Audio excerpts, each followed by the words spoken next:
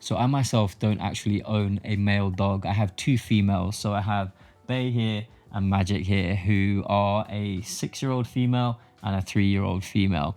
But what I do have is male dogs coming through all the time that come to me for residential training. I have about 2 dogs on average every month come in for residential training, and a large majority of those dogs are males. And it does seem like they're all coming in at around the same age.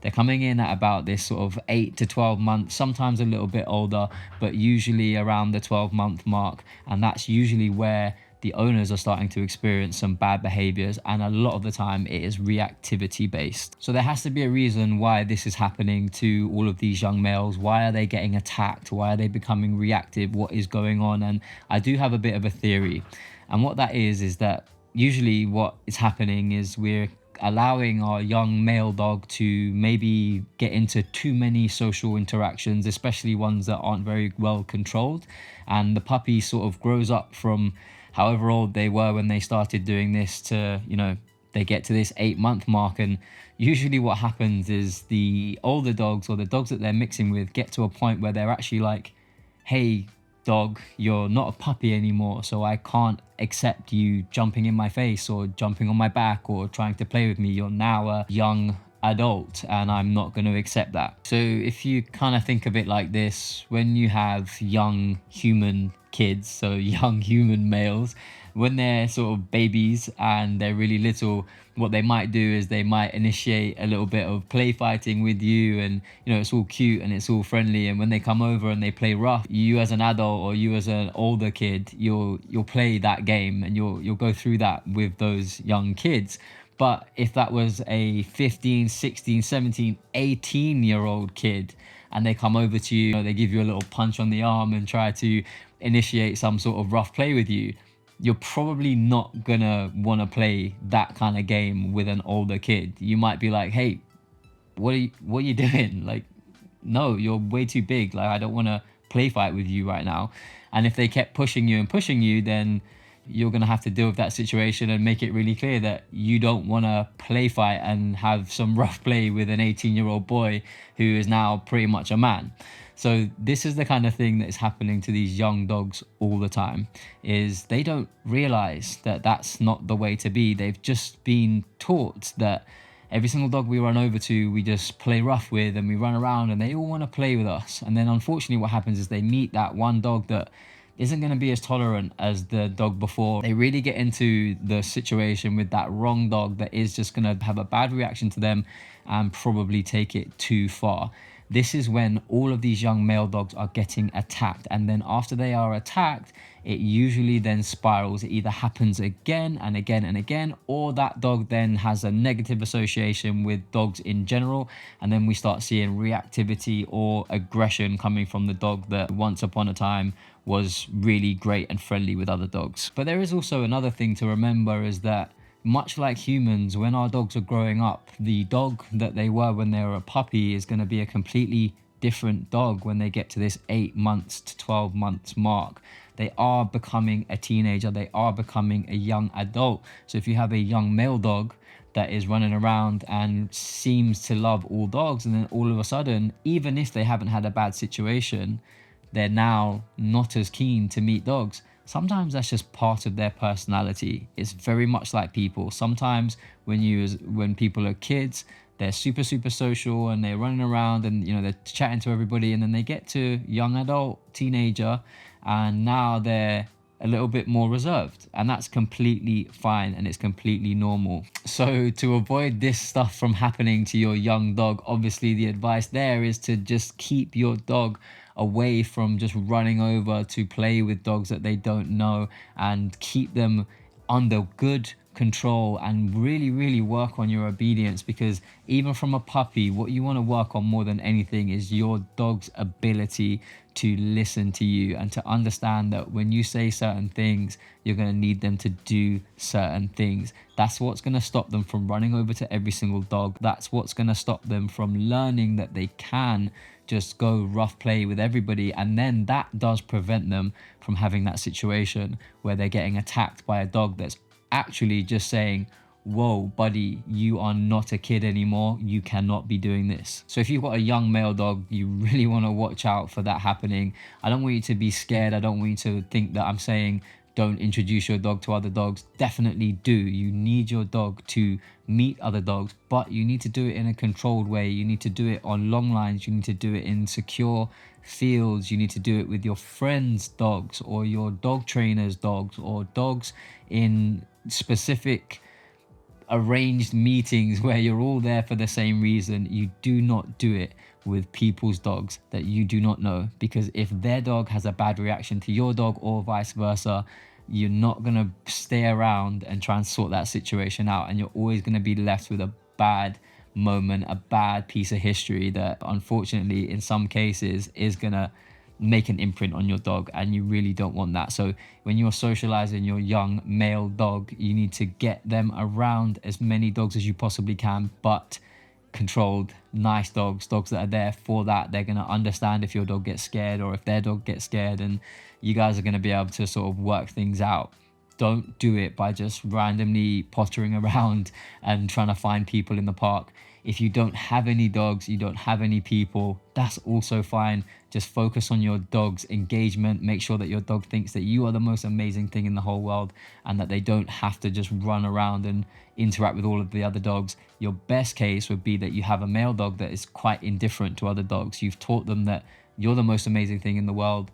There's nothing going on with dogs. And what will happen is they'll grow up into an adult that actually doesn't really care very much, especially if, and actually as long as you are letting them see dogs. So don't just shield them away. Go to places where you can see dogs and there are dogs around, but you're never going over to them. You're always just doing your own thing. So as I say, I've got 2 female dogs, and whenever there is an intact male, one of them in particular, Bay here, she doesn't take very kindly to them. You know, she's 6 years old.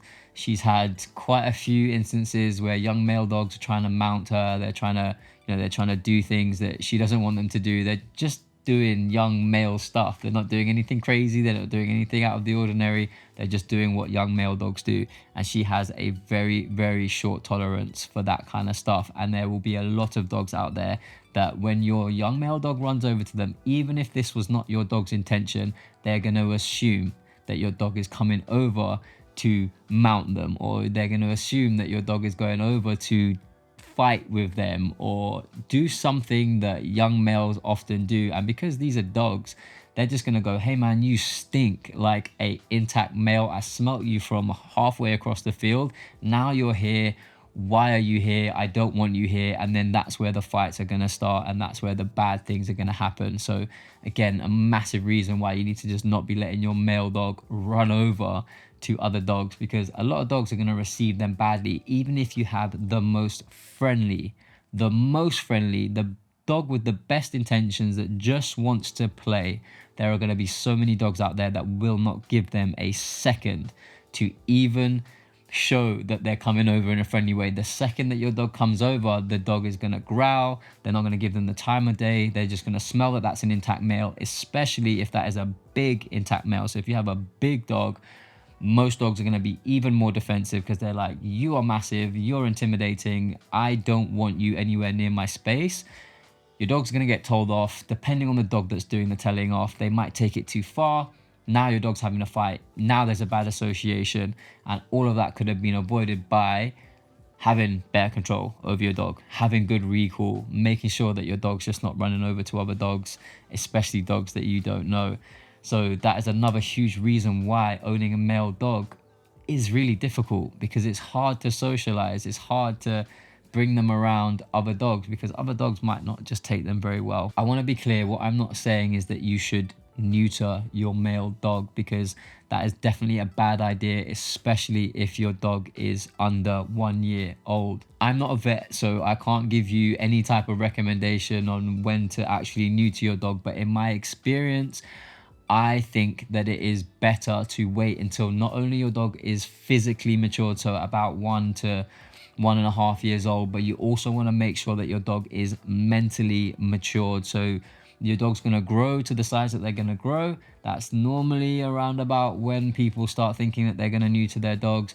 but you also want to make sure that your dog is mentally developed. So this is going to take 2.5, 3 years for that to happen. So that's a long time to have an intact male. And if you are considering neutering your male, if you don't plan to breed your dog or anything like that, and that's just something that you wanted to do, then it's quite a long time to wait. But in that time, what you need to make sure is that you have the most obedient male dog there is. You really want to work on your training. You really want to make sure that your dog thinks that you are the absolute best thing in the whole world, so they really listen to you, and anything that you say, you know your dog's going to follow and listen. So that's super important. If you get that nailed in the first couple of years of your dog's life, none of this stuff will really affect you. It will be so much easier, and you won't have those instances where your dog's getting attacked, and you won't have those instances where your dog's having bad experiences with other dogs. And I'm also not saying that you should just